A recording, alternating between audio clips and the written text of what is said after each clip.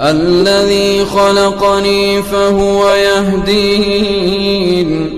والذي هو يطعمني ويسقين وإذا مرضت فهو يشفين والذي يميتني ثم يحيين والذي أطمع أن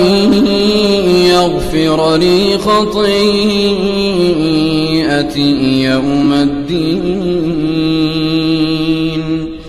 رب هب لي حكما وألحقني بالصالحين واجعل لي لسان صدق في الآخرين.